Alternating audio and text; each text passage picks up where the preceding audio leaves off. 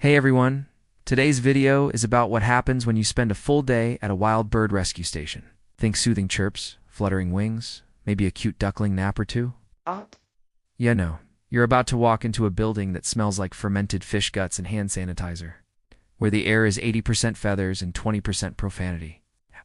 You probably won't survive this.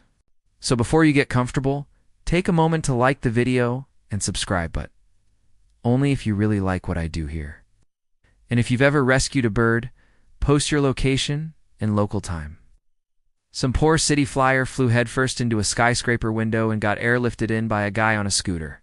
You gently squeeze its tiny chest like you're diffusing a bomb made of soup.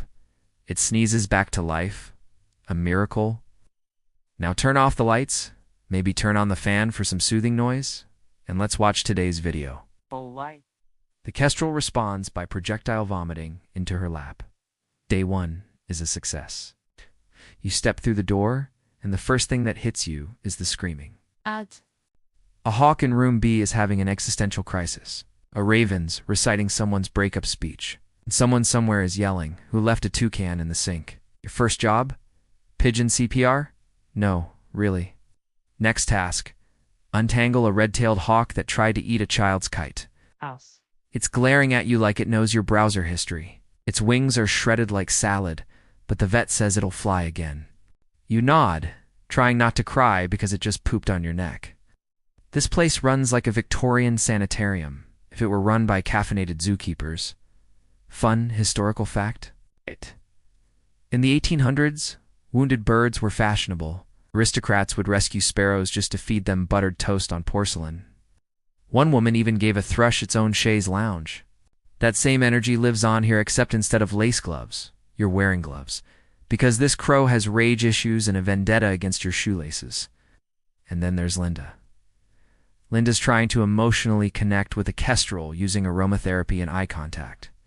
You're spoon-feeding a baby dove mashed peas while a macaw screams divorce from the next room. Welcome to lunchtime at the bird rescue? Somehow everything smells like both bananas and wet cardboard? The parrot that won't stop yelling legal jargon? Former courthouse mascot, and the emu pacing back and forth in the hallway like it's preparing closing arguments? That's Gary. Gary escaped from a petting zoo in 2011, now hates all humans wearing Crocs. Don't test him. You're wearing a sweatshirt you'll later burn. A wood thrush whistles like wind through pine. A canary improvises scales. And in the corner, a cockatiel is belting out the chorus to Bohemian Rhapsody. Slightly off-key, but you appreciate the effort. The melody of nature, folks. Every bird here has a story. That dove fell from a roof vent during a thunderstorm. Historians say the bird influenced the fourth movement of his pastoral symphony. But Mozart's starling? Absolute diva. It once disrupted a dinner party by imitating a violin until everyone cried. She strutted straight through raspberry frosting, pooped in the flower arrangement, and preened like she meant to. A groomsman tried to sue her. She now walks with a limp and a weird sense of superiority. Mozart gave it a full funeral with a poem. People back then were just built different. You walk past the sound room, and that's when it hits you. The birds are singing. Did you know Beethoven kept a pet starling that supposedly mimicked his piano compositions? One owl here, named Sherman, doesn't hoot anymore. He just stares. They say he got stuck in a chimney during a fireworks show and hasn't forgiven the sky since. PTSD is really been with talons, to help volunteers read him poetry. Sherman has a favorite. Haikus about rain. He blinks slowly. He's healing. Birds don't just sing to mate or to mark territory. Sometimes it's to say, hey, I'm still here. And then there's Juliet, the stork who crash-landed into a wedding cake during a park ceremony last spring. The point is, you start hearing the music and all this chaos, the harmonies, the heartbreak, the sheer weirdness. You're holding a cardboard pet carrier, like it contains a bomb made of feathers.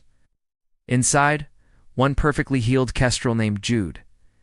Outside, 60 acres of sky. You walk to the release site, hands shaking, trying not to cry, even though your nose is already betraying you. 3 weeks ago, this bird had a dislocated wing and a bad attitude.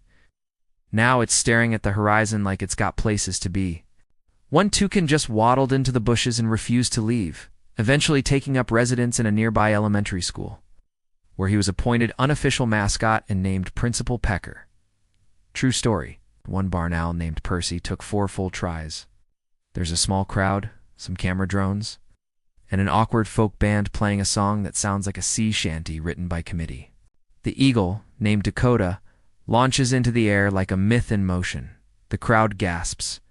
A kid drops a corn dog. Then, in perfect timing, a rogue cockatoo named Disco photobombs the drone footage mid-screech, doing barrel rolls like it's auditioning for Top Gun, Avian Edition. Every time they opened the box, he turned around and sulked like a teen being told to get a job. You close your eyes and hear it again, not noise, not chaos, but melody. Nature's melody. Wounded notes made whole. Tomorrow, new birds will arrive. But for now, you let the silence wrap around you like a blanket. You did something good. Maybe small, maybe forgotten by morning. But for one bird or 10 it mattered. Eventually he flew right into a tree and fell out. He's fine now. Still hates Mondays. You just borrow it long enough to help it heal. Letting go is harder than anyone tells you. You open the box. Nothing happens.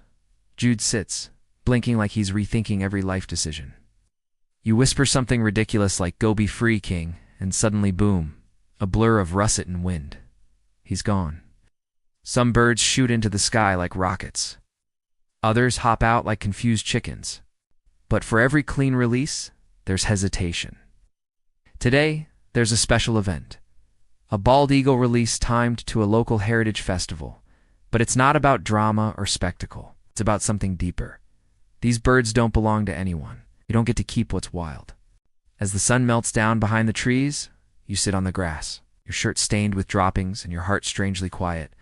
There's no more screaming, just wind, just wings. The day fades gently, like a song you forgot you loved. The cages are quiet now. The doors are open. Feathers drift like confetti across the floor. And now, just breathe. Let it go. Let them fly. End of script. Thanks for following along.